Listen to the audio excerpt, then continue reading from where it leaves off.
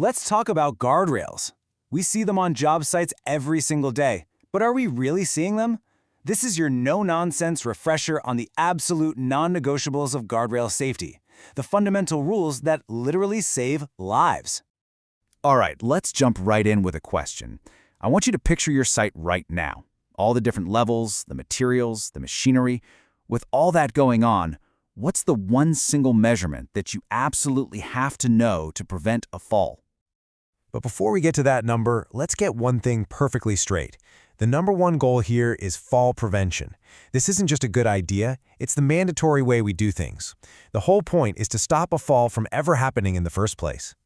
And here it is, 4 feet, or 122 centimeters. That's the magic number. If you've got an open site of floor or walkway or any platform that's 4 feet or more above the level below it, a guardrail isn't a suggestion, it's mandatory. This is the number that sets everything in motion. Okay, so we have our rule, 4 feet. How does that play out in the real world? Well, it all starts before the first tool is even picked up. A safe site is about way more than just equipment. It's about people knowing their role, and that gets sorted out first thing in the morning huddle. You know, I think this slide really nails it because it shows that safety is a two-way street. On one side, you've got the supervisor. Their job is to make sure you're competent, you know the hazards, and you've got the right gear. But on the other side, that's you. Your responsibility is to be competent, to keep your eyes open for hazards, to check your gear and your work area, and, this is huge, to speak up the second you see something that's not right. It's a true partnership. So everyone knows their part.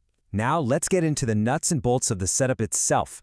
These are the mandatory do's for putting up these barriers the right way every single time. There's zero room for creativity here. And here's a crucial detail. That 4-foot rule, it's not just for the edge of a floor slab. Think about a demolition site. You could be working around a big container or an open pit. If you can fall 4 feet down into it, it's got to have a guardrail. Simple as that. And when you build these things, there's no guesswork. These are the absolute minimum standards for a barrier you can trust your life with. The posts can't be spaced more than 2.4 meters. That's about 8 feet apart. Any wider, and you compromise the whole system. And that top rail, it has to be, at a minimum, a solid 2x4. That ensures it can take the force it's designed for. Now, things change when the drop gets bigger. Once that potential fall hits 7.5 meters, or about 25 feet, the game changes.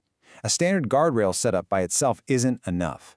At that point, you are legally required to have a formal, written fall protection plan before any work can even start. All right, the huddle's done, the guardrails are up to spec. Now we're getting to work. And this is where personal discipline is everything.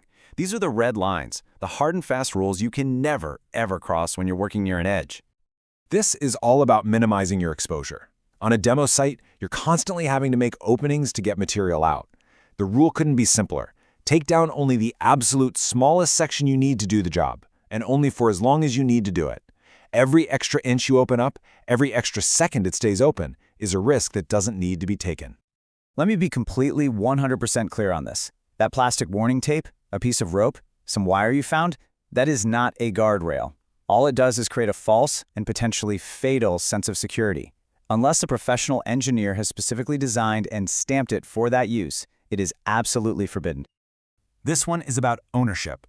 If you're the person who takes down a section of guardrail, you own that opening. It is now your responsibility. You cannot walk away from it. You can't go grab a coffee. That open edge has to be under your direct control until that rail is back in place, solid and secure.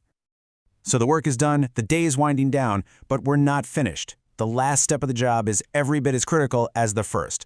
Let's talk about how to properly wrap things up and leave the area safe for every single person who comes after you. At the end of the day, it really just boils down to this. Your very last act before you leave an area is to make it safe again.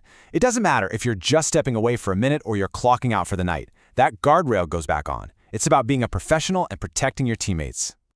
And that brings us to one last thing to think about. This question really says it all. Is safety just another task on your to-do list that you check off, or is it the professional standard you hold yourself to every minute of every day? The way you answer that question is what keeps you and everyone around you safe.